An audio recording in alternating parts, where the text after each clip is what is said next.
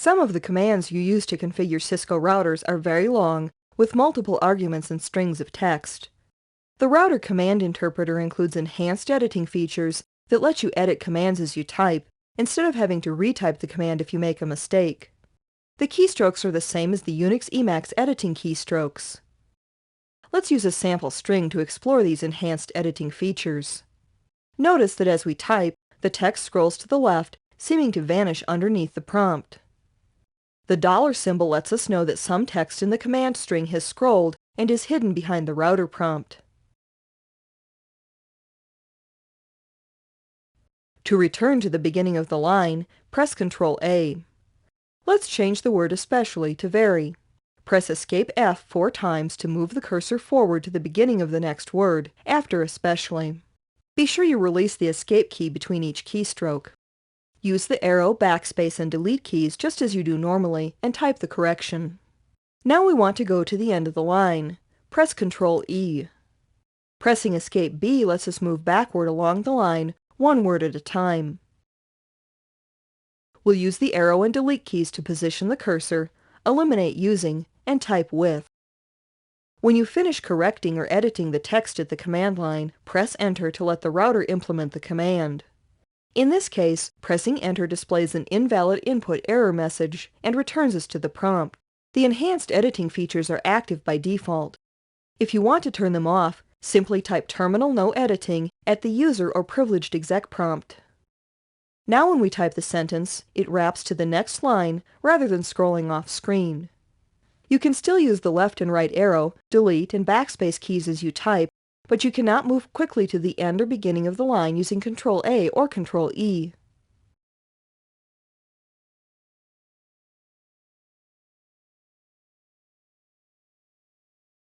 To turn the enhanced editing features back on, type Terminal Editing at the prompt.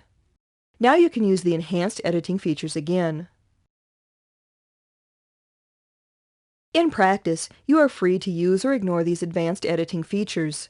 For the certification exam, however, be sure you memorize this list of editing keystrokes.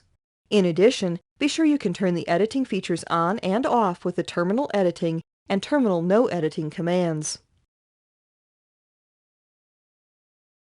By default, the terminal program automatically saves the last 10 commands in the command history buffer. This is convenient because it lets you reuse commands instead of retyping them. It also lets you see what commands you've used in the current session. Use the Show History command to display all the commands currently in the history buffer. You can select commands in the list by pressing either Ctrl-P to move to the previous command in the list, or Ctrl-N to move to the next command. An even quicker method is to use the arrow keys to move up and down through the list. When you find the command you want, press Enter to activate the command. We'll type Show History again in Privileged Exec mode. It lists the commands we have used in User and Privileged modes. Cisco lumps these two modes together for the command history. However, the important thing to remember is that the command history is specific to the configuration mode you're in. You can't reuse a command from Privileged Exec mode if you're in a different configuration mode. Let's go into Global Configuration mode by typing config-t. You can't use the Show command in the global or individual configuration modes. However, you can still use the command history by pressing the up and down arrows. This is especially useful when you need to repeat or remember configuration tasks. As an example, let's configure the router's first serial port. We'll type interface serial 0 to enter configuration mode for the port, then enter the configuration commands.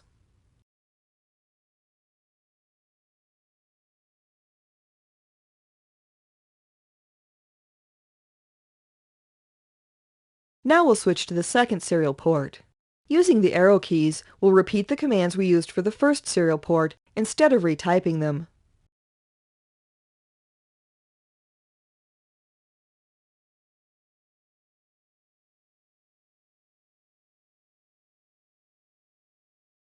As you can see, the command history is a useful feature. By default, it stores the last 10 commands for the session. You can change the size of the command buffer or disable the history altogether. Let's go to Privileged Exec mode to change the default number of commands saved.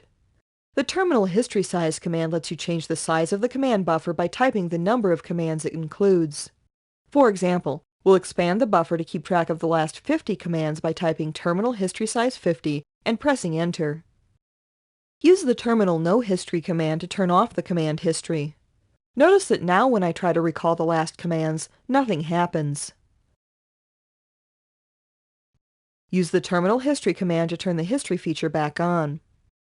Notice that the commands I had typed before turning off the history are still saved.